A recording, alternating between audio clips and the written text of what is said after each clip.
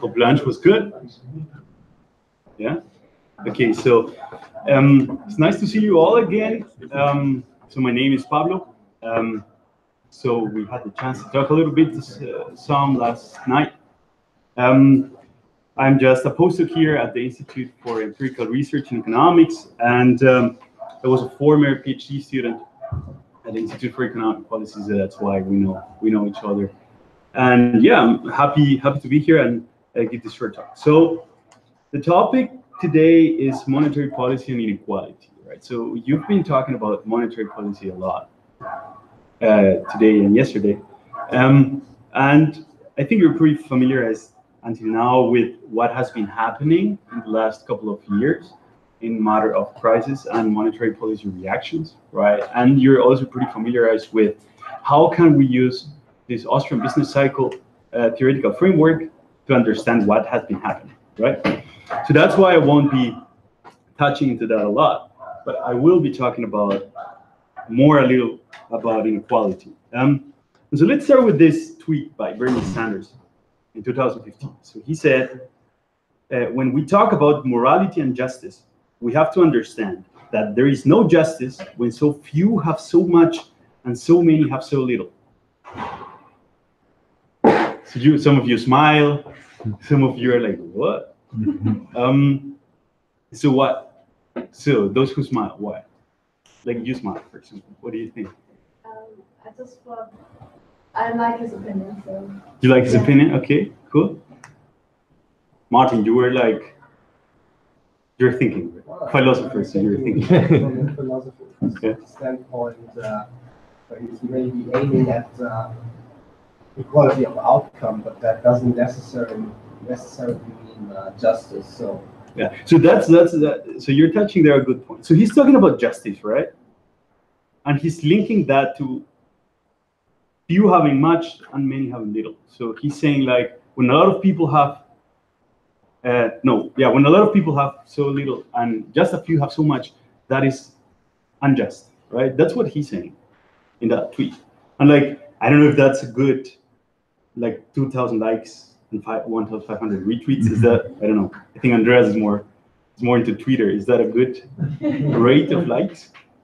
It's pretty good. I don't know how many liked it just because it was Bernie Sanders or how many people really understood it. But okay, so more reactions, what? Yeah? Julio. Oh. I could say, from my point of view, the second part is right. The first part is probably pretty wrong and, let's say, blurry. So, like, inequality is like, if we talk about inequality, like, this is obviously, like, is there, right? And it's spiking. It's a thing which is going on, but like whether this is just or moral, like that is can be also completely unrelated if we want to talk about it. Yeah, exactly. So what you're saying is, I mean, it's true that there's a lot of people not having much, and very few people having a lot, but that doesn't have to be bad. Right? It doesn't have to be unjust per se from the tweet. So that comes the Hayekian spirit, right? So somebody else? First reactions. Okay, so you know, like we were talking about digital media and social media yesterday, and so yeah, politicians use that a lot. Okay, so we're gonna dig a little bit deeper into this justice issue, right? Because my opinion, that is actually very important to understand that when you talk about inequality. And here is a little bit of the outline. So we're gonna talk about basics in inequality and justice. Then we're going to talk about, what do people actually do when they talk about what is the effect of monetary policy and inequality. We're going to talk about the data a little bit that people use, right? What are they actually saying? And then we're going to talk about the monetary policy of privileges. So here's the thing. So we're talking about that Bernie is saying inequality is too high, right? So when is inequality too high? From when on you say, oh, that's too much inequality? Depends on the definition of inequality. Okay. Is it the difference in money? Okay. In income? Or the opportunities? Thank you. That's that. I mean, do you have my slides? Because that's the next question. The question is inequality of what, right? So the thing is that usually when you talk about inequality, the first thing politicians, public opinion, economists seem to be thinking about is inequality of income and wealth, right? And that's Bernie's point. So, few people having a lot of assets, a lot of wealth, right? High incomes. So when you think about that, then I shoot you the question back. So is there a correct distribution? Is there a point where you say that is too much inequality? Your name is? Throughout history. Mo, right? You were called Mo. May I call you Mo, was it? Yeah. Cool. So what was it? So is there a point where you say that's too much inequality? Throughout history, like income hasn't been normally distributed. It's always skewed. So it's not something you can control. It's like So there's no because you would say there's no normative benchmark, right? There's no like Gini coefficient of 0. Until 0. Whatever is fine, but then that's too much, right? It's not a benchmark. There shouldn't be that threshold. Okay, cool. So somebody else? What would you say? But somehow like Bernie is touching a point, right? And people get annoyed. It's like, that's true. Like these guys, they have so much. Yeah. And I think it's not about wealth per se. And if you listen to Bernie, I think it's not for him about wealth per se, but he's talking about the things that come with wealth, the inequality of power, the political influences, and all these kind of things connected to opportunities that he's criticizing, which he definitely has a cool point, but it's like, you can define this standard of inequality. It's just, it depends. Yeah. So you also have my slides, right? Because the next point is that, okay, well, yeah, it's probably not. You cannot say that's too much, right? There's no benchmark. But what about inequality of opportunities, right? If not everyone has the same chance to make a good living, right?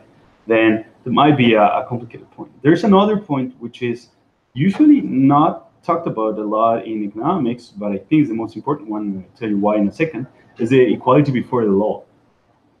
Or like non-discrimination, right? So if you're a man or a woman, you should have the same access to justice, right?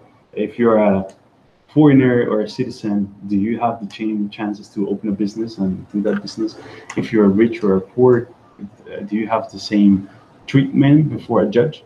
So those kind of issues are also there and are key there. So yeah, no, somewhere you like, somewhere like.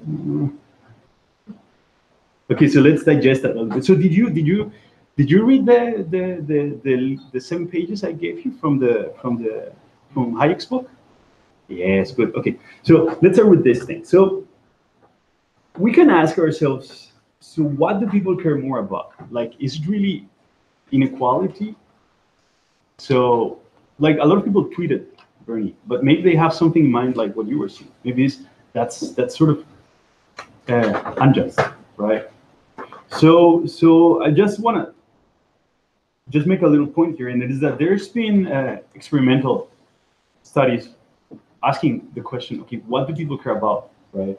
Do they get upset when things are unequal, or do they get upset when things are unjust?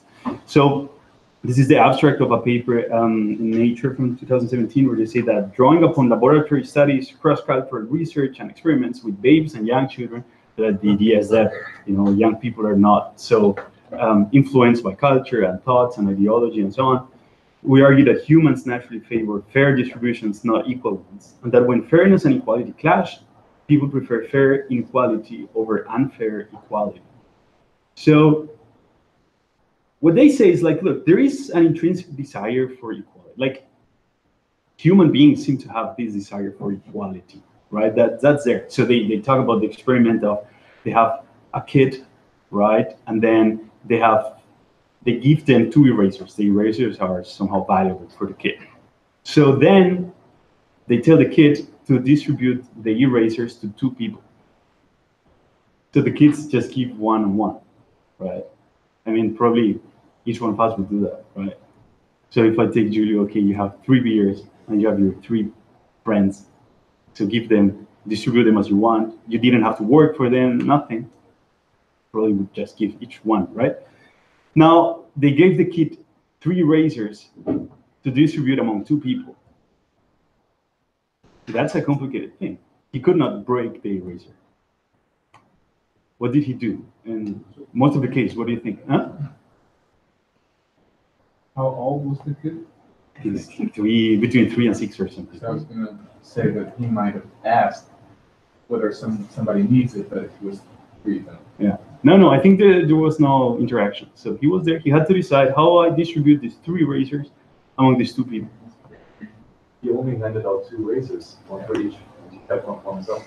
He threw away the 3rd. So he preferred to waste resources, throw away the eraser. It was valuable. He preferred to throw away the eraser and just keep an equal distribution. So he didn't want to create inequality. And that is sort of, and they say that's a very intrinsic desire, right, in people, in each one of us. Now, what they also see is that in anonymous settings, so if you ask people, so in your society, would you like everyone to have exactly the same?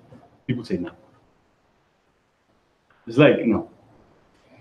And so they say, like, okay, what is the reason that you have these different outcomes, right? If you ask about, in general, more abstract things, people don't seem to like equality, but in this very specific setting of the erasers, they do. So they say that the lab experiments usually make the equal outcome also to be a fair outcome. So in new experiments, they started modifying the settings. So now the kid did not have to just give the erasers, but he would see that the 2 people were doing a task. So they had to organize the room with the toys, right? And then the kid had to give the erasers as a reward for that work. So in the first case, 2 erasers to people, he did it. Then he got the hint, so he had the 3 erasers. Then he had the hint that one person had done a better job. And then the kid had no problem in giving that person the 2 erasers, the one doing the better job, the 2 erasers, and the other giving the 1 eraser. And so also that you know, the puzzle also disappeared when they said, okay, where they had people, had for example 4 people and 5 resources, and then they had to decide what to do with that. So they would create rules. So for example, okay, let's toss a coin, right? And then people would agree on that result of tossing a coin, and then you would create a fair inequality. So what they argue here is that, look, yes, we all want somehow equality, right? But justice is actually what is behind that. And it's the more important thing. So here we go with the text that you had to read. So you had 7 pages because Andreas told me no more than 7 pages. But so it is a book by Hayek. So it is actually a 3-volume that is called Law, Legislation, and Liberty. So who have heard of that before? Okay, cool. So this is a part of volume 2, and the volume 2 is called The Mirage of Social Justice. So the point here is that what you have been talking about until now in terms of Hayek's works and literature has to do with the stuff he wrote in the 20s and 30s, right? The whole, business cycle theories, and all his concerns about those issues were pretty early in his career. This book was published in 1976. So, it was 40 years later, right? That he was writing these things. And he doesn't talk about much about like prices or cycles or production or something. But he's more concerned about social justice and that kind of issue. So here, what I want to do is to connect later. I hope I can do it well, to connect what you have learned from the early Hayek to this late view of Hayek. So, and here's the thing. So, what you did not read that was before that part is the following. So he distinguishes between in social interactions. He distinguishes between organization and spontaneous order. So that's probably most of you have heard that before, right? What's spontaneous order? The difference between a spontaneous order and an organization. Juan, I'm trying to put it short. I'm not sure it's that what he writes in the book, but generally Hayek thinks that we have a limited knowledge about things, and it's just more efficient to let a spontaneous order decide because we can know everything that is happening. And example he used frequently is like with language. Yeah. The language wasn't organized, And Right. if we see the example of this language, they try to implement in Spain, like organized is hard, like impossible, Yeah. and spontaneous order just is a Emerges. network of different people working for themselves, creating something bigger that works. Right. So what he says is that society has ways of organizing their interaction, right? And through history, we have seen both. We have seen organizations, which are what he says made orders. So think of the military, right? So there is somebody giving orders, and there's somebody doing the orders, right? So there are commands, centralized commands, do that, do that, do that, and that's useful in certain aspects. Then you have the spontaneous orders, are just people interacting within a framework of general rules, right? Doing what they think is best for them. So he says, for example, the market is a spontaneous order, right? And when you have tried to organize markets as a organization, as a made order, that has gone wrong, right? So a centrally planned economy would be trying to organize the economy as an organization made order. Yeah? So when humans set out initial guidelines or initial rules, and these rules are then set in stones and live within these rules afterwards, is this then organization or spontaneous? That's a spontaneous, because the spontaneous order has rules, right? But those are what he calls negative rules. So it's prohibitions like don't kill, right? Don't steal. But an organization is like go and dig a ditch on the corner. So that's the difference. The kind of rules that rule each of these organizations are what makes the difference. So what he says is that with regard of justice, is that look, in organizations, no, let me say it like this. So justice or injustice, right? So if something is just or unjust can only be said upon actions of people, right? So you stole something that's unjust, right? Now, to say social justice is a mistake, because society, the results of social interaction are not decided by somebody, right? So you receive, I don't know, the eraser from the kid, right? That was a reward set by the guy who did the experiment. So you could say that's just or unjust, but I don't know how much percent of income is owned by 1% of population. Who decided that reward, right? That was just the unintended outcome of social interaction under certain rules. No, the point is that it's not this outcome, this distribution of income, what is just or unjust, but the rules under which that process happened that ended in that certain distribution, what you can classify as just or unjust. So he calls that the rules of just conduct. So the question here, and what he says in this quote, so it's in the same book you read, but it's a little earlier, page 33. So what he says, since only situations which can be created by human will can be called just or unjust, the particulars of a spontaneous order cannot be just or unjust. And he makes this example.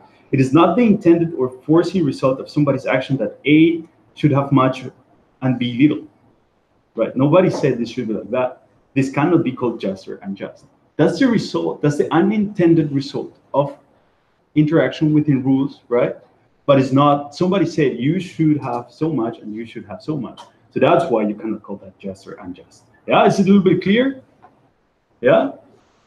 Cool. Okay, so why do I say all this thing regarding inequality? So he suggested at the end of this quote, and it is because, and that's a lot of the topic of this book, is that he's saying, look, a lot of people are claiming for we want more equality, we want more social justice. Politicians are promising social justice, but what is that? That's why the book is called The Mirage of Social Justice. That's only a mirage that cannot happen, right?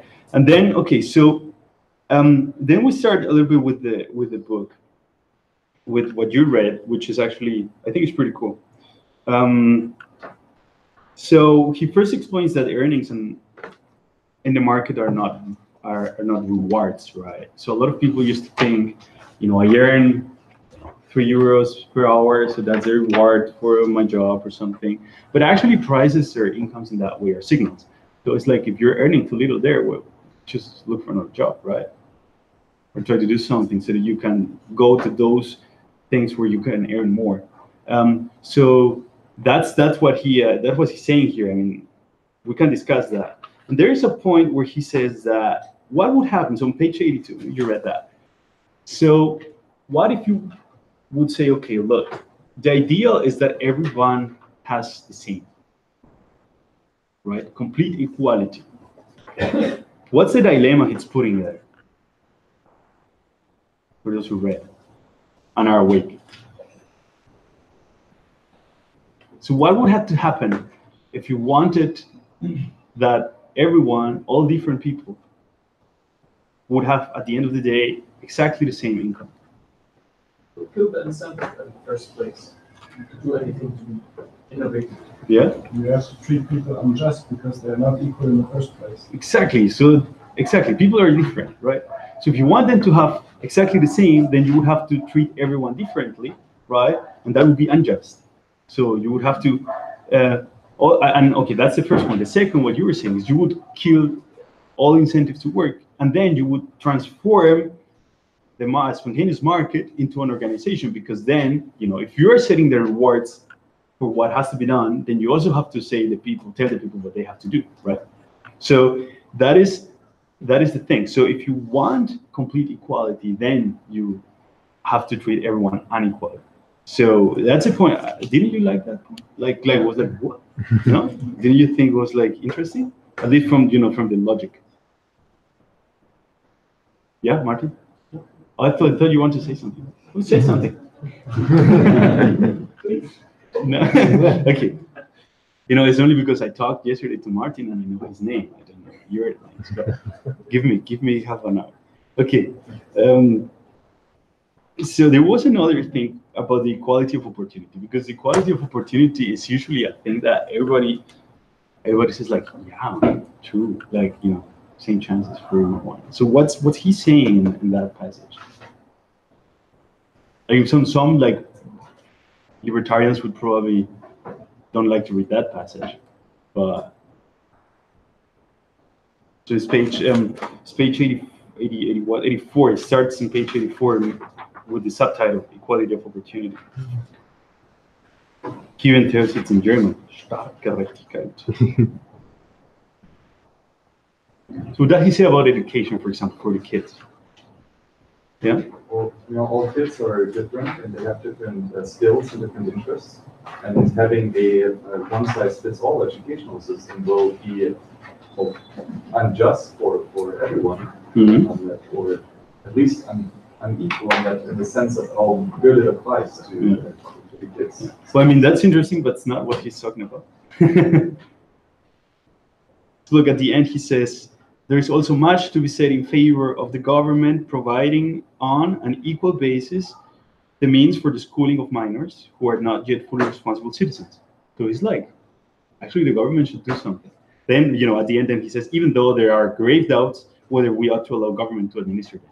So, I mean, if the government should do that is another question. But he's sort of saying, look, if we're talking about equality of opportunities, there's some point there that like little kids should have sort of access to a same education that gives them roughly same start situations, right? So he's not against that at all, right? What do you think? I can't read your name. Okay, yeah. Well, yeah. Well, I would say it depends on how it is being financed. Because if this education is being financed by stolen money, then it is not just. But in general, having equal, or at least a chance of partaking in education. So, yeah. If we are speaking about Hayek, I think Hayek, and he wrote in the book The Constitution of Liberty, he is okay with certain level of welfare. It's not like we don't need welfare, everything has to be private fund. And he's like, I think he plays with the idea giving you the tools to do your work. It's like everyone has the tools. What you do with these tools is yours. So if you decide to use a hammer to to cook soap is your problem, but if you use it to do a house, that was your Sure. Your power to do it. Yeah. Your decision. But indoctrinating someone from a very early age wouldn't be giving them a tool. Yeah. If you take this perspective. Mhm. Right. Yeah. So that's the point. So look, I mean, if you continue reading that part, well, you of course did, is that what he says is like that, talking about equality of opportunities is somehow, anyway, a dream. And so what he says is like, if you really want complete equality of opportunity, then you would end up in the same situation as if you would want to have equality of everything, because like everything, your environment, your family, your language, everything has an influence on the opportunities, right, that you have to do your stuff later. So he says here, to achieve this, government would have to control the whole physical and human environment of all persons and have to endeavor to provide at least equivalent chances for each. And that like turns into comments. So it's like, yeah, there's a point on somehow, education for kids, but if you pursue this idea of complete equality of opportunity, it's going to end up broken anyway.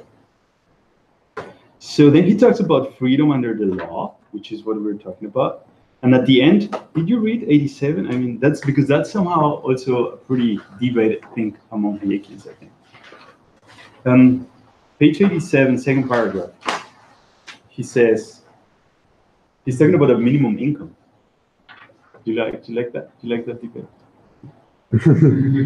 It's funny. He says, so there is no reason why in a free society, government should not assure to all protection against severe deprivation in the form of an assured minimum income. Everyone is like, oh, Hayek, really? Or a floor below which nobody needs to descend. So he talks about, so he says that would be sort of an insurance, right? And what he's saying is like, look, you don't know the future, right?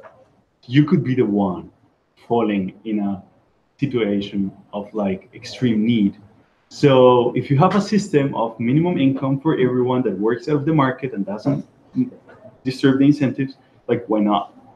That's why he says, so long as such a uniform minimum income is provided outside the market to all those who for any reason are unable to earn in the market an adequate maintenance, this need not lead to a restriction of freedom or conflict with the rule of law. So now the thing is, he then talks about family and all other issues, and he says like there's a lot of inequalities that are there in the world, right? It's like you're taller, I'm shorter, whatever, and that can determine how much you have and what you do. So it is somehow sakas, how to say, a dead end, to start thinking about every single thing that makes you unequal or less unequal or more unequal. Because at the end, if you begin doing that would lead nowhere, and then you would end up pursuing something that doesn't make sense, right? And you would end up in the situation of trying then to command the economy. So wherever you start, right? So, yeah, do you like it? You're like, yeah, okay, cool. This is a little bit just to make the parallel to Rawls, but I don't want to talk a lot about that. It's just, Rawls I put Rawls there because he's the key scholar when people talk about justice and social justice. Like that's the usual name they've heard, and that's the main contribution in political philosophy now. And so the thing is that Hayek here says that actually his work and Rawls' work is pretty much the same. So the point here is that what I want to stress here is that for both, it is not the outcome what is just or unjust, but it is the rules under which people interact. It is the principles under which people act that are just or unjust. And that's where our focus should be. Mo, you're laughing because you like it, right? This is my idea. It's like opportunity, like equality in opportunities is just like eliminating the monopolies of opportunities for a certain party. That's it. That people. Yeah, exactly. So Rawls has this idea of the veil of ignorance. You've heard that, right? So if you would not know where in society you are, right, rich or poor, tall or black or little or whatever, right, and you would have to negotiate with your people about principles to interact, right? Without knowing where in society you would be, then he says you would agree on two main principles. The first one is equal basic liberties, right? So everybody should be equally free, right? And then equal opportunities, and then he talks about this difference principle, and that is usually the main focus of the discussions, right? That social and economic inequalities should be to the greatest benefit of the least advantaged. In your micro classes, you talk about the minimax rule and all that, right? But the main point here, like, that's a huge discussion. I don't want to get into that because we haven't talked about monetary policy yet. But the point is that they both focus on the rules of the game, right? And what we're going to see now is that usually economists and public opinion, they don't care a lot about the rules of the game, but they're focused on the outcome, right? They're focused on the Gini coefficient without thinking about all these other issues, right? And that has consequences. So one thing that we focus here for the monetary policy issue is that one key element in what characteristics would just rules fulfill is that they do not discriminate, right? So the key element was equality before the law. So which means that privileges, right, as you're saying, from opportunism, a monopoly privilege, bailout of a big bank, that would be a privilege. That would be against this characteristic of just rules of the game, right? And now you see where we're going. So we still have time, right? It's until what? Is it 4? No. 30 minutes. 30. 30? 30. 45? 45. What? Do you want me to talk 30? Okay. So yeah, so here's the thing. So usually when we, when I say, oh, we're going to talk about monetary policy and income equality, so economists that know a lot of the literature, especially quantitative literature, would say, look, there is no consensus, right? Somebody says monetary expansion causes more inequality because, I don't know, asset prices are inflated, and so the people who are owning assets are mostly the richer, so that creates more inequality. Others says no, that creates less inequality because, I don't know. And the thing is that the discussion has been focused on, how does a certain index, usually the Gini coefficient, react to differences in monetary policy shocks, right? Now, the data that we had for that is a little questionable, and that's what I want to talk about now. We have some works on equality of opportunities recently, so these are some of the first guys that have had access to, how do you call that? Like IRS data, like tax payments data. So you know how much people have paid on taxes during their lives. So some economists have got that data, and so they have created some instances for that. And then we have some very unexplored issue of equality before the law, where you have people gathering data on, do you have equal access to justice, or how discrimination-free are institutions and that kind of stuff. So the Gini coefficient. So who has somebody of you ever calculated a Gini coefficient by hand? Like not only going to an OECD website and downloading, but like having their, you have? Yes. Yeah. I did some research myself. Ah, cool. Okay, so did you? So me too. So I had a little surprise when I thought first, okay, I want to calculate it by myself. Did you have, what was it? Like when you found, you wanted the formula to calculate Gini coefficient? Well, the Gini coefficient is just twice the surface between this perfect inequality line, which is the 45-degree line in the diagram. Yeah, and where do you get the other line from? Well, that's the distribution of whatever you look at, income or wealth. Right, but that's a function, right? So you have on the x-axis you have the ordered ranking of the population from lowest to highest income earner, for example, and then on the other axis you have the income share, the accumulated income share. Mm-hmm. Yeah, exactly. So, but the thing is that when you want to calculate that, you still need to find out this function. So here's what he's saying. Let me just draw it. So imagine you have this here. Sorry, I have an ugly handwriting. So this is 1 and this is 1. So here, imagine you have here the population, right? Ordered from 0 to 1, like the share of population. So 1 is like everyone in a society, and 0 is nobody, right? And in the y-axis, you have the income of the people, right? So the portion of income, and then you organize the people here from poorest to richest, right? So the ideal, the completely equality line would be a 45-degree line, right? Why? Because then you would say, look, 20%, if this is 0.2, you would say 20% of the population owns 20% of the income or the wealth or whatever you have, right? So that would be like perfect equality. That would be the egalitarian heaven, right? Egalitarian paradise, where everyone has exactly the same. And now what he was saying is like, well, usually you don't have that, but you have something like this, right? So the 20% poorest here is gonna earn less than 20% the income, right? And if you go to the median, so the 50% is gonna earn, this is so ugly, I'm sorry.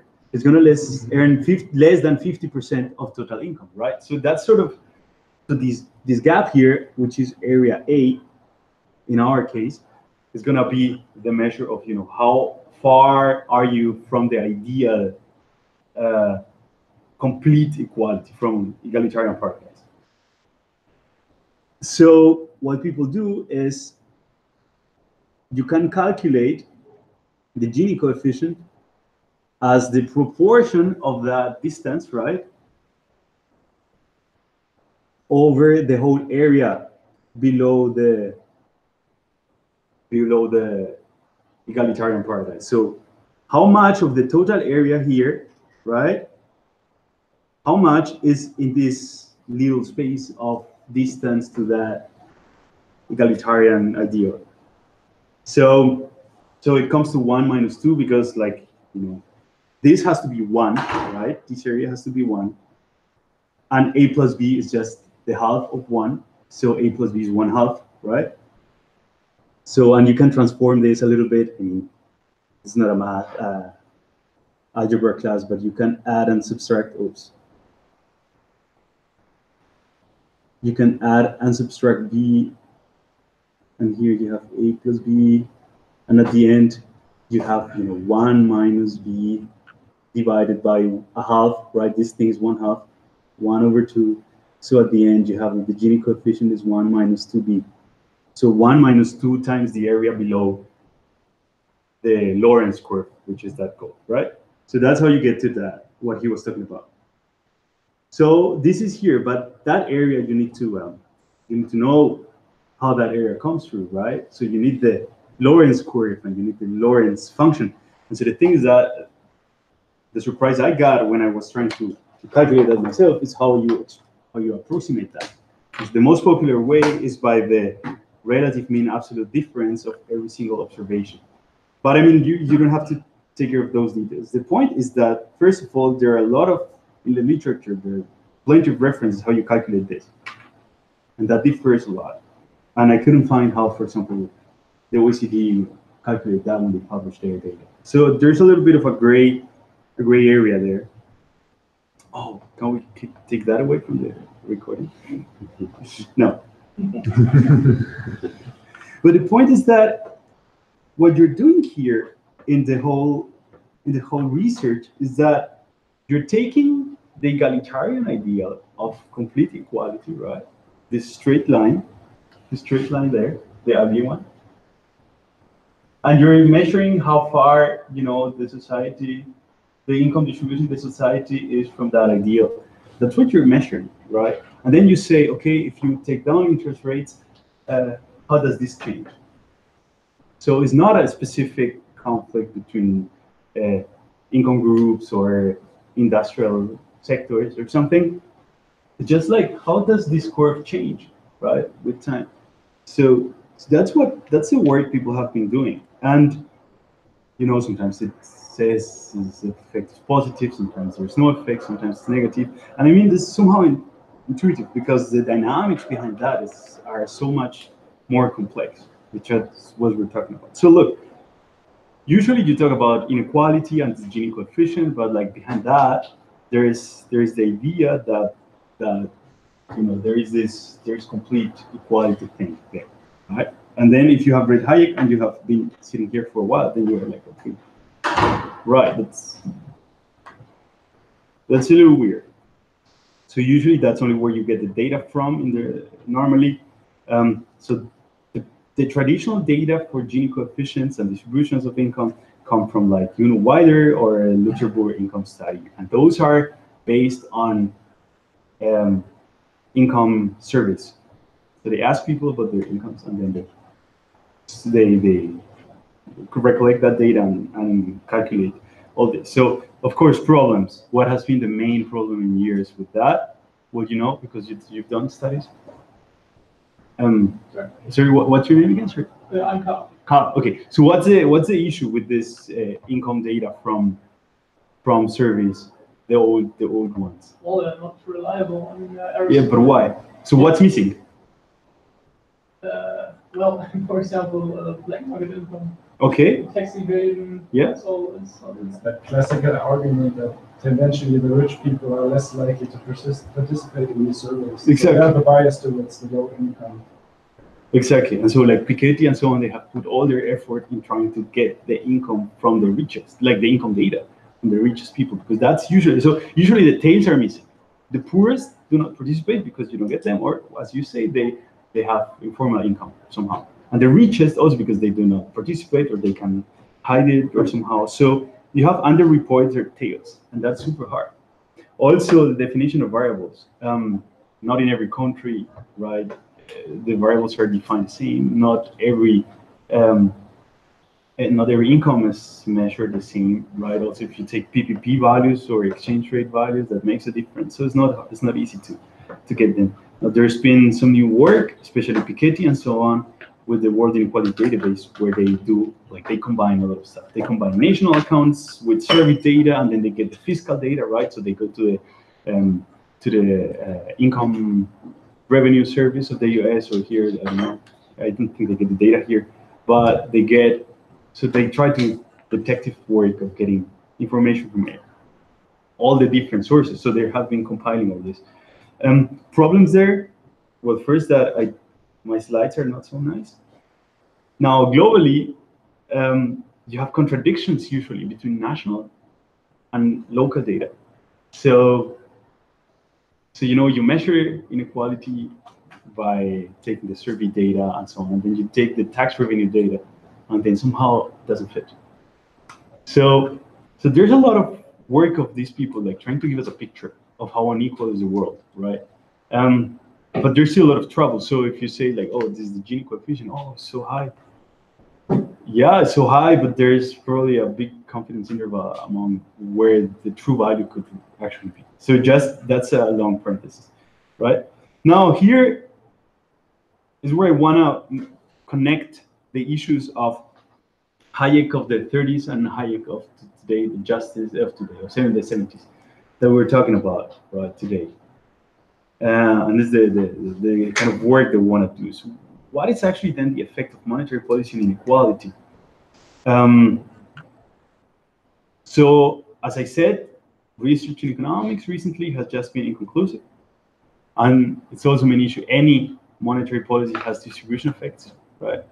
So the relevant question, if we follow the discussion of Hayek that we had before, is, is the inequality generated, right? The picture we see, did that came out of an interaction under just rules? Yeah. Was it an outcome of a just process or not? Is Bernie's concern of people having so much more, is that the outcome of an unjust social interaction, right?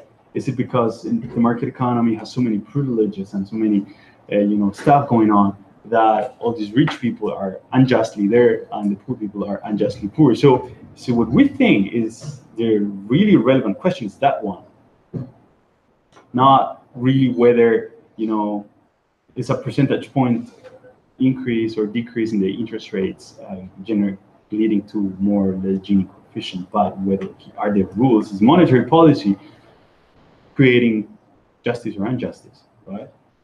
What do you think? Say, I need to drink water. One, you have a critical look. I'm still thinking. I would say there are basically two effects that come into my mind right now. It's like, first, it's like you have an unequal distribution of assets, generally, stocks, houses, and similar. Yeah. They overproportionally profit from the current monetary policy, so you have those gains that overproportionally go to those people that already have the most assets, so you can say that kind of fosters inequality in that way. And in the case where we talked like before, when we have a negative real interest rate, you could argue that you have like a transfer from creditors to debtors. So you would say that kind of works the opposite way, because you could say that the rich people are tending to those people that have the most. They provide the credit, and the other people are those that are debtors. So yeah, absolutely. Yeah. I mean, those effects are there, and those are a matter of discussion. But so our point here is that that's a work we've been doing with professors now. And it is that, that's true, and that's all, like, that's all of concern. But the main question is, like, does it come out of some, like, just process, or is it something that has been done, like, unjustly? Do you say that? Yeah. I think one argument one could make is to say that monetary policy does not happen on a free market. There's not a free market for money. Central banks enjoy the privilege of the legal monopoly in libertarian production. And so this gives them power. From a libertarian perspective, unjustified power. So the process of monetary policy, from that perspective, is unjust. Hence, the inequality it causes is unjust.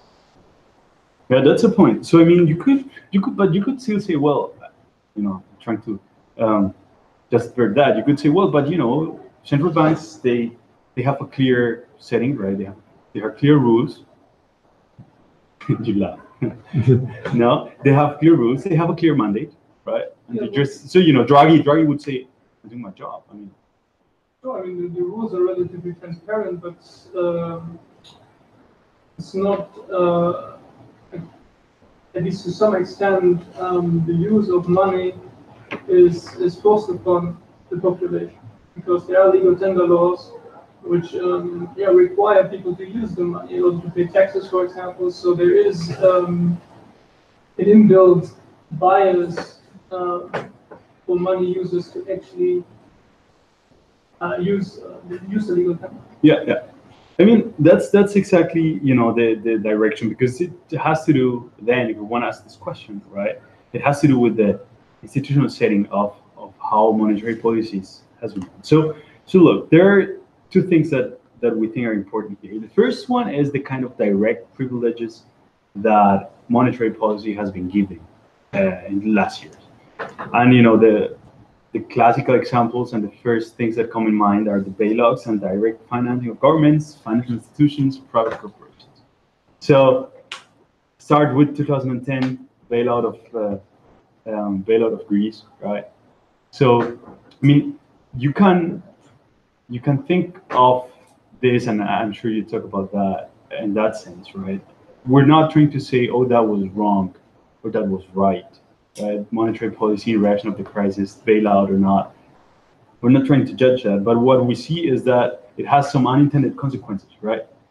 And there are issues that today have to be dealt with, right? So from that perspective, I want to touch on that. And so if you take this Hayekian framework that we're talking about, right, justice and unjust and so on, then a bailout is just a privilege, right? It's a privilege of having to bear the consequences of decisions that you made before, and every market economy. So the discipline of the market would have been Greece is bankrupt, and so here with a bailout you gave the country the privilege, right, of not having to incur in those consequences. Like sometimes people will say, well, that was exactly right. Some others say, well, not. But that's an issue, right? Now, those funds have been partly used to recapitalize the banking system, right? And the issue was always we have to prevent contagion. But then now you have a privilege not only on the country, on the government, right, but a privilege on the banking sector. So you picked up certain institutions, right? It was not for everyone. You picked up certain institutions and you said, okay, you did things wrong, but you won't get bankrupt because you have here's money. So in general, you have this privilege. And I mean, there is the no bailout clause, right? And what was done was just to exonerate market actors from that. Now, it is funny because if you, I mean, people have brought actions against those, against the ECB and against the different funds that were created for the bailout. You know, you probably talk about the EFSF and the ESM and the OMT and SRM and all these things that you got there. And because people have said, look, they're breaking the rules, right? That's unjust. So that when people bring these actions against them to the Constitutional Court, and the German Constitutional Court has once said, okay, I want to know from the European Constitutional Court what's that, Court of Justice, so what's happening. And what they say is, in the case of the bailout, so it's been like 3 or 4 things already happening. So what they said in the case of the first rescue measures, the first bailouts, was that the conditionality of the rescue package, right? So they gave them money, but conditioned to some austerity measures, right? To make reforms, structural reforms, lower wages, and so on and so forth. So what they said is that conditionality is not undermining market discipline, right? So they still have incentives to reform, given the condition of the loans, right? But they're just gaining a little bit of time, so it's not unconstitutional. That's what they said. Now, if we look at the government debt as percent of GDP, then is so the problem was in 2010, right? So Greece is this line, for example, and then here you had the rescue package, so it increased a little bit, and it maintained stable, right? So at least in the last 2 years, Greece has been growing again. And what you see is that the share of debt to GDP is maintaining stable with increasing growth. So that means, so the restructuring is not happening, at least from this graph. You know, you would expect then that debt to GDP will decrease given higher growth. And that's the only country that has been doing that somehow is Ireland. But for the rest, so this is Germany, right? And you also have this thing, which are the low interest rates. So you know that some of the rescue packages were aimed at buying bonds, right, at the secondary markets, and that was also an issue. The OMT, do you remember the outright monetary transactions? That was the famous whatever it takes from Draghi. Do you remember? What was that? Do you remember what was that? The OMT, the whatever it takes. I think it was what you just said. It was like buying bonds from the secondary market. Exactly. So they were already buying some, right? But then, and there were countries that already were taking part of the rescue programs. And then there was some panic. And then what they said is like, okay, they would buy an unlimited amount of bonds at the secondary market when countries are in distress, right? So, and that was like, whatever it takes, they would save the euro, and believe me, it would be enough. So that was the word. And that is like a bailout promise, right? It's like, you know, if you're in trouble, no worries, the central bank is going to be buying your bonds. So like, those are the long-term interest rates of the 10-year government bonds. So that's like, that's the interest rate that shows the risk of the country, right? And that's been like decreasing after a spike here. That was the time where everybody was like, oh, Greece. So they said that, they turned down, and here it began the QE program, where they began buying bonds from all of the countries of the Eurozone to certain amounts. So here was selective and was conditioned. This was never used until today, right? But there was a bailout promise. So markets could like calm down and say, okay, if something happens, you're gonna act. So I don't worry. So look at this. Try to look at this from the privilege and justice perspectives we were talking about. So here you're creating. Look at the OMT thing. You're giving the promise that whenever you're in trouble, you're gonna buy an unlimited number of bonds on the secondary market to save you. So it's like, okay, is it according to rules or not? Is it the outcome of a just process? Then you think about the QE. So the thing is, there has also been actions against that program. And the European Court of Justice has also argued, okay, well, if you buy at the secondary market, it's not the same as buying at the primary market. So as long as the bond buying does not equal bond buying at the primary market, it's okay. And they give some very, very broad guidelines where you say like, you don't know. And then I think it was this year where the hearings for a new process, because then then the QE program started buying more bonds, which have at least suggest that after that the interest rates are also decreasing. So there was a new actions.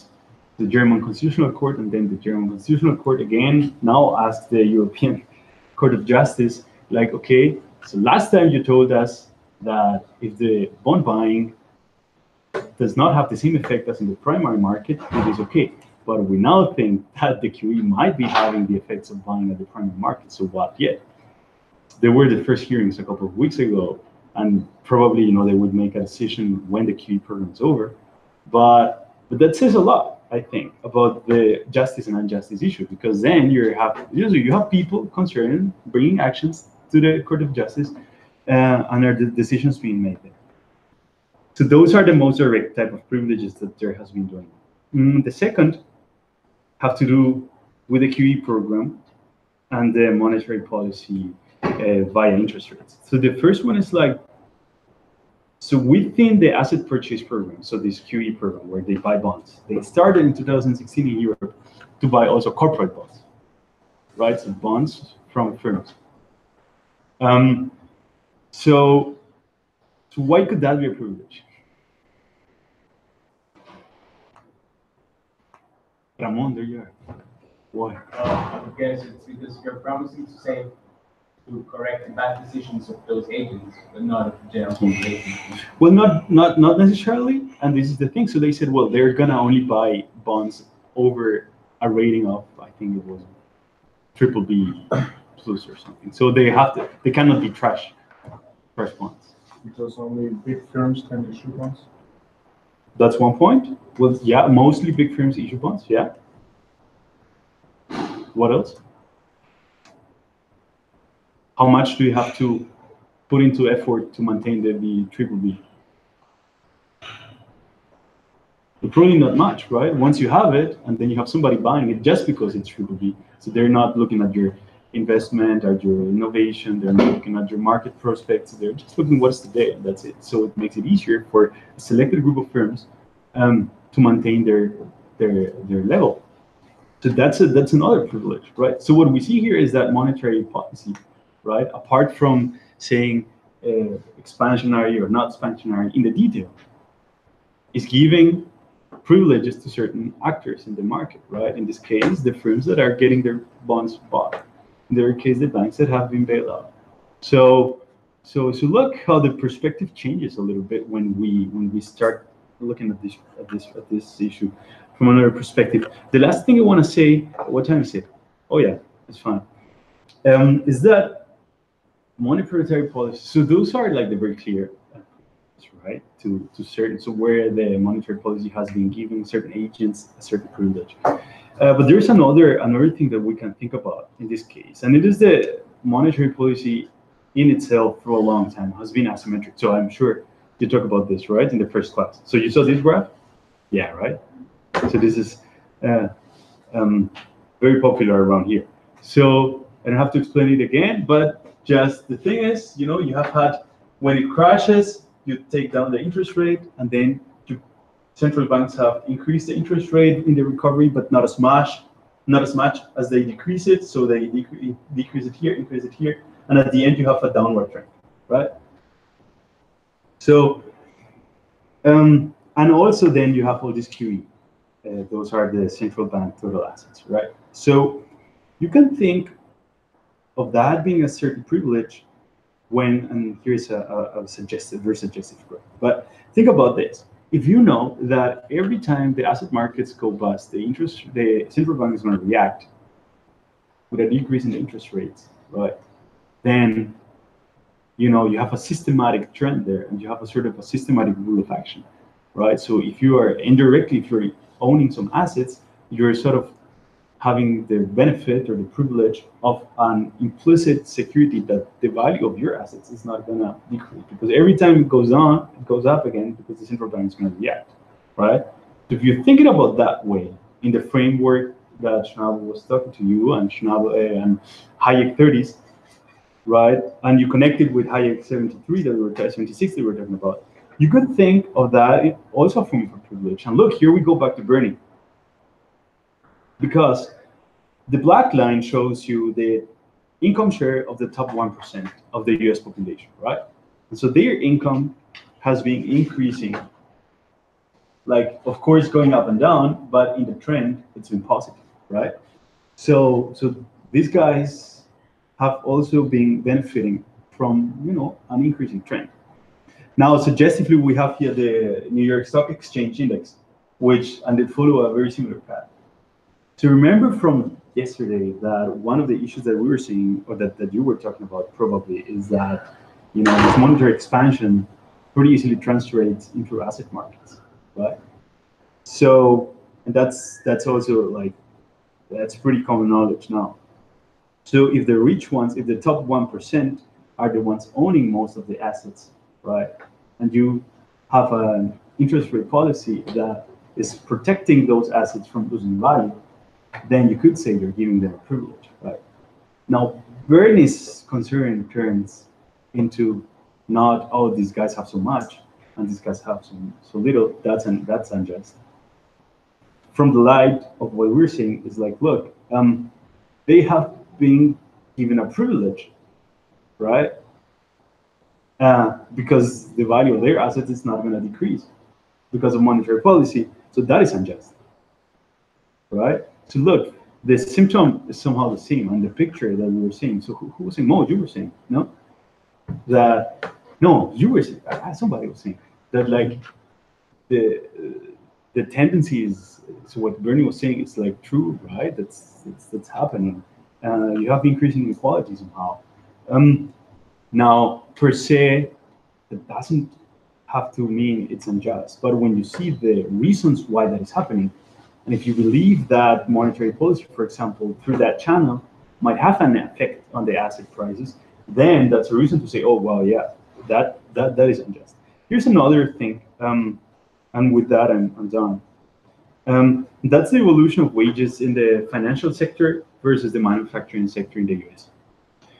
So the dashed line is the financial industry. So you see, before the 80s, it was pretty much the same. So here in the financial industry, so those are growth rates, right? Percentage change. So it's only been once around zero. The rest of the time, it's been always positive. That means it's always increasing. Wages in the financial industry, right? And in the manufacturing sector, it's been like decreasing, increasing a little bit here, but then decreasing. So the levels are pretty much going apart from each other, right? So I mean, that can have a lot of reasons. You know, changes in market structure, rigidities, wage rigidities, minimum wages, whatever. There might be a lot of reasons, but you could also think a channel through which monetary policy affects that, right? So the thing is that if you see that development in asset markets, right, then it's no wonder that financial sector is also increasing, right? And the profits there are increasing. So if the profits are increasingly coming from increasing value assets at the financial markets and not because of innovation in new products or something, then it's not wonder that then you have here increasing wages, right? And then you have people tweeting and, you know, saying, well, look, the financial sector they're also getting bailouts, right? And all that, so that's unjust. Here you see a very unequal evolution of wages between two industries, right? Now the question would be, okay, is that the product of an unjust development in policy or not? if you can trace that to an unjust monetary policy, then the answer would be yes. But you see how the approach here is a little different. So we're not looking at Gini coefficients, right? And at this very aggregate picture, but we're looking at very specific cases and very specific industries where we think that this policy that has been granting privileges might have an effect. So to close, and then you can talk a little more. Okay, 10 minutes, right? Is that good? 10 minutes, or are we 20 minutes late? 10, 15. So just to conclude, what have I said? So now, like, people seem to care more about justice than about income and wealth inequality, and that was this experimental things where you will say, oh yeah, the kid with the eraser. No, the income distribution is the outcome of a complex process, because we're in a spontaneous order, right? A spontaneous order. The outcome is an unintended consequence of the actions of many people. Now the question is, are the rules under which that interaction takes place, are they just or not? And that's where we think are the important or the most relevant research questions for our case. Now, what we say is that monetary policy have been granting privileges at different levels. So we have at the country level, so states have been having privileges, and that goes to financial industry, to certain institutions, and then going through corporation and enterprises through the blind buying of the central bank, right? So there's been at different places, monetary policy in detail has been granting privileges. And now the question is, okay, the inequality that we're perceiving at different sectors, like here, financial manufacturing industry, or the income of the richest people, is that at least partly traced back to monetary policy making. We say yes in the different things, and see more in Duarte and Schnell and Mink. That's for forthcoming. I don't know why it's an article we have. You can check it out and read Hayek. And yeah, thank you so much. And now we have some 10 minutes for questions, and I have an appendix with some stuff. And yeah, just feel free to ask something.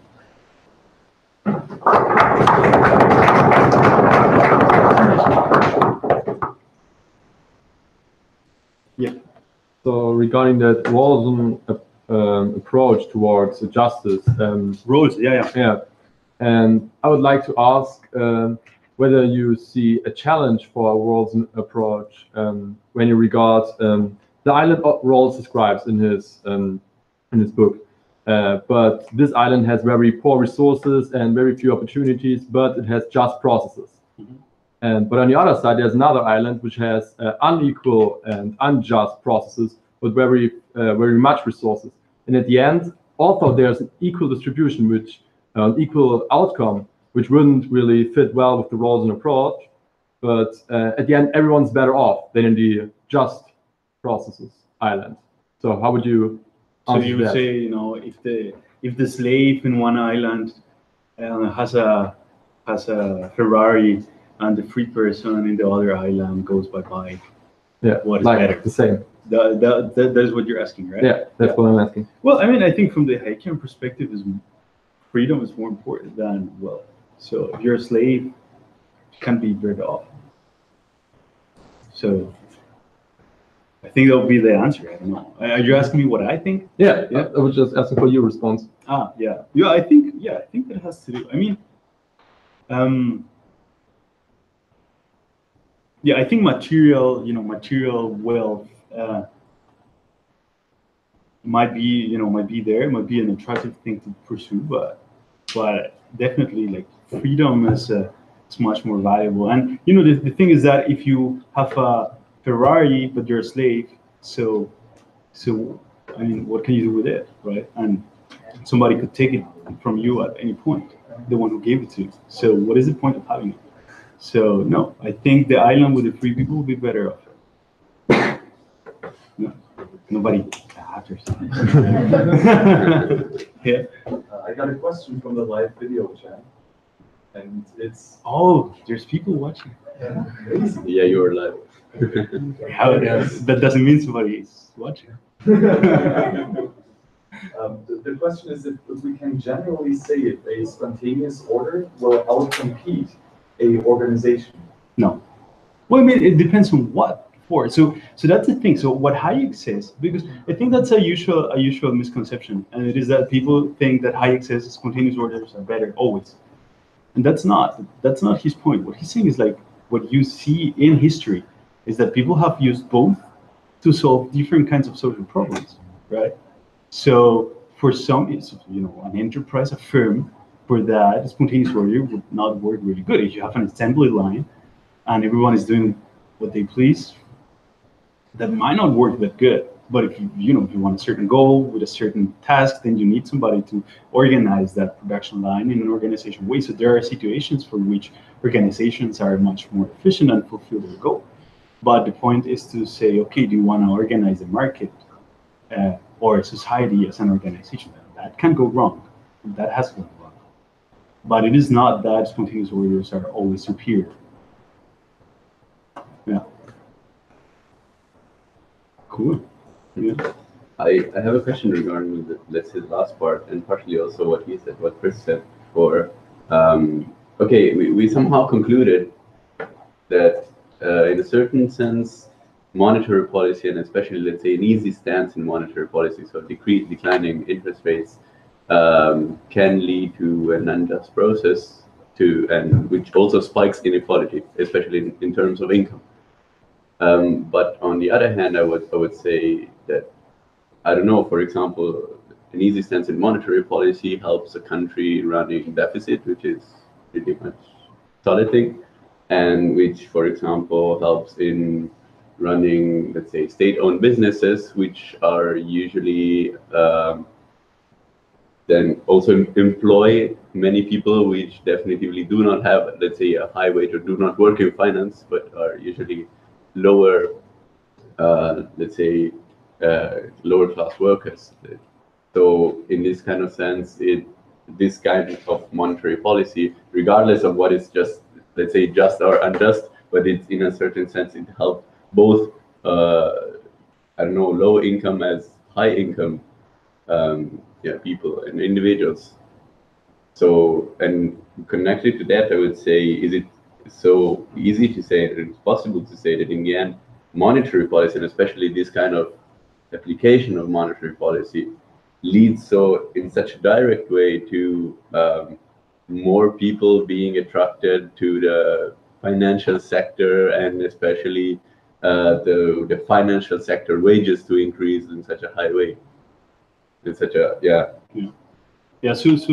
So there are two things there. So the first one is like, I mean, the whole point of the monetary policy to make it so expensive and to buy bonds and so on has been to help countries in distress in their finances, to prevent exactly that, to prevent a collapse, to prevent having to fire people, to prevent all that. And that's why I said at some point, it's not our job here now to say, okay, what they did was right or was wrong, and that helped for sure somebody and so on. But the thing is that we're dealing today with some further consequences of that, right? So we're seeing asset price bubbles because of this monetary policy, or because, for example, as people here also argue, if you've seen zombie banks and zombie firms staying alive, being not productive, but just staying there because to prevent an insolvency that would otherwise happen. And that leads to some unintended, slow productivity growth and so on, then for sure people profit from that, right? If not, it would not be popular. If not, people will not do it. But then the question is like, what is the cost, and are you willing to do, to implement that policy? And then the question would also be, as he was saying, like, what is the institutional setting for monetary policy then? Like, I think, when was it?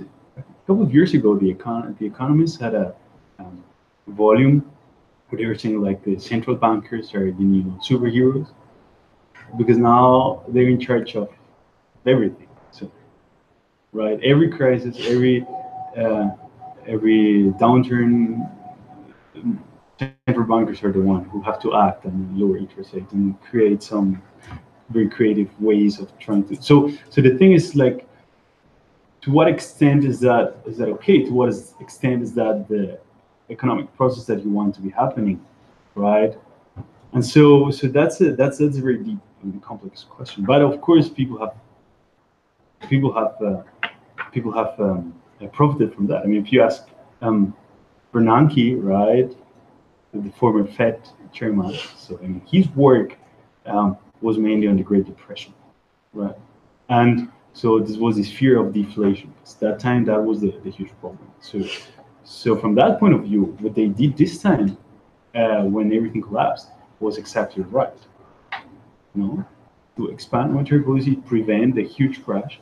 So that was something that not happened this time, right? So maybe it saved a lot of lives because people did not suicide after it lost everything. Well, that happened, right, in the 30s. So it's hard to, you know, if you would like to make a cost-benefit analysis of everything, who won and who lost and something, that's too big.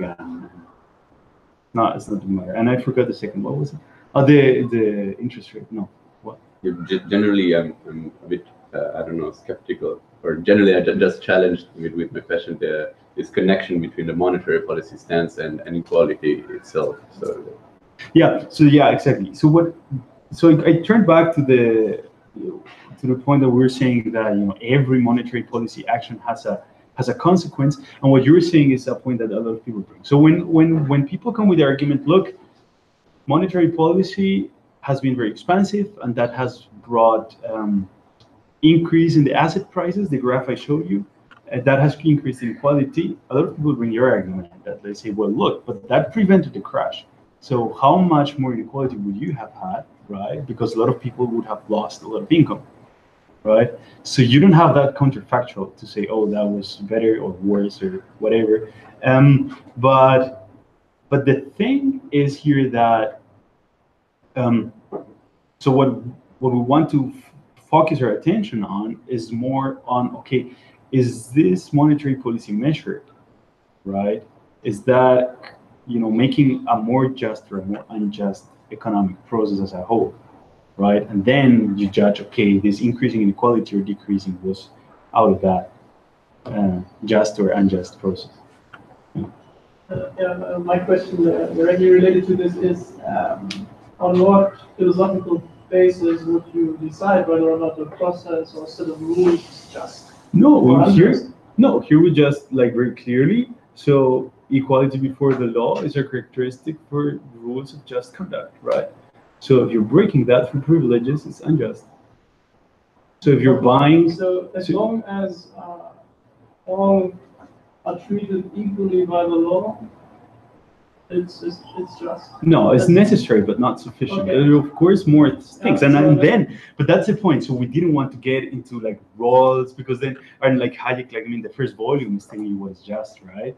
So, but one key thing on which all these guys agree is equality before the law. And one key thing that we see is being broken through monetary policy is equality before the law. Of course, there are more other things, but if you are breaking this one essential thing on which all other philosophers agree, so the thing is, you know, we can say that it's a sign of injustice. Okay. So does monetary policy in any way violate that general rule? Yeah, so that's what I was saying, for example, with the corporate bond purchasing program. So central bank is giving the privilege, so it's treating unequally firms that have a ranking of triple B. Inequality per se a violation of that principle. No. I don't see that. No, I'm not saying that. I'm saying it's like they are creating a rule, right, under which they are buying the bonds of certain firms, regardless of their market. Particularly the QE programs are not really like rules that they establish. It's just, I would consider that more like policy discretion. It's not following a rule. But it's breaking the rule. I mean, that's at least what the German Constitutional Court is saying, that they're breaking the rule of monetary financing. I don't think it's good what they're doing. No. I just want to sort of... They're giving them the privilege of breaking the rule. Okay. Is that fair enough? Yeah. Your point about corporate bonds, so I think the ECB argues that, so you said only the corporate bonds are bought from big firms and those firms which have a good ratings. But then the central bank argues that it's called, I think, the portfolio channel, that investors then swap because those bonds are already bought, so now they swap to other bonds. And then it's those bonds of smaller firms or firms which are not private. And in the end, yeah, basically it affects all ones, and then it wouldn't be that unfair at least anymore. Yeah, well, I mean, yeah, that's to which extent that creates really a big difference, at least in the amounts that they have been buying, is also questionable, right? So, but point is that enough? Like, is that enough to make it like neutral, as they would say? I don't know. I don't really know. But I mean, they have been doing that for 2 years now. Then the question would be, okay, had that really created a privilege? But if you just look at it from the very theoretical perspective of this justice issue, right? Without looking at, was it a law, was it not a law, was it neutral or not so neutral? From that perspective, you say, well, that seems to be a privilege there. Like you have an agent buying your bonds not because of your future investment things, and you have a monopolist that has a printing press, right, buying your bonds. So that's a little bit of okay. So let's see, like the OMT was more of a promised bailout, and the QE was more of a reaction to the deflationary pressure by central bank. So when the ECB has a mandate to keep the price level stable, so doesn't that give them justify their QE programs in a way? They're just doing their job. That's the work of the central bank. Yeah. So that's what Draghi says, right? That's what Draghi says. They're doing their job. I mean, that's a huge discussion. You can ask Schnabel when he comes, because he gets a lot that question. And so the point is, like, first, so then the question is the institutional setting of the ECB just, right? Is that in a framework that you say, okay, this is a just process, or it's just the incentives, the rules that they have, they're acting according to their rules, they're doing their job. Maybe then there's something about the rules that is maybe not so right. Now the QE program, they also make it neutral, right? Because they buy specific amounts of bonds from all the countries. So they're not just buying the Greek bonds. And the OMT was a promise to buy the bonds of those that get in trouble. So that's a different thing. But at the end, it's about the institutional setting, I think also. Yeah. There's another question in the live chat, so these two people. Wow. He's talking about Bitcoin, and Bitcoin is a voluntary and free market, and everyone is equal in front of the law, Bitcoin law. And nevertheless, there were early adopters of Bitcoin that acquired a lot of Bitcoin in the early days without cheap. And so there is a lot of inequality. The Gini coefficient is rather low. And the question of him is, does this even matter? Because according to him, money flows to those hands that value it the most. Yeah, well, I would say that is a pure reward of innovation. And I mean that incentives should be there. So if you're so smart, right, and you have this idea, you're entrepreneurial, I say, look, that would be a good idea, and that turns good, then that is the reward of what you did, right? And so from this perspective, and if these guys, that's what a lot of people say also, is like, you need that kind of incentives for people to get risk and be entrepreneurial and think, hey, I could do something here. That is something where there is unexplored place and profits, that's entrepreneurial spirit, and that. So, but without expected high profits, so why do it, right? So, they didn't cheat, they didn't do unjust stuff, right? So they have a blockchain, like they use this smart thing, blockchain, for this currency. So might be unequal, right? But that is the whole point, right? Is the outcome of this process, is it equal, is it unequal, how high is the Gini coefficient, is not so important, I think, as under which rules that came to be. I was thinking about my last question also. The whole point of the central bank is basically to be a lender of the last resort. That's in a sense, they are in a situation where the bank cannot find another lender to get these maximum reserves. That's That's when the central banks come in. So that's basically always working as a special privilege to give the banking system a clout. It's like the setting, inherent in the whole system. It's like inequality. Yeah. I mean,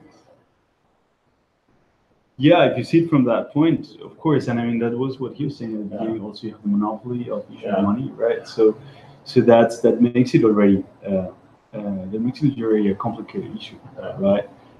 You could still have the point where you say, look, we have learned from history, maybe, right? We have learned from history that that's still the best way to manage our currency. So people would agree on saying, well, like there could be a principle under which we all could interact, and that is that we give this monopoly power to this one institution that should act under these rules and within these mandates. So under that situation, you could say, well, it's fine, but that's a discussion I also want to get into. That's like, yeah. Okay, guys, so it's 3:40. I think you need a coffee. And me too. So thank you. It was super nice, and enjoy the rest of your session.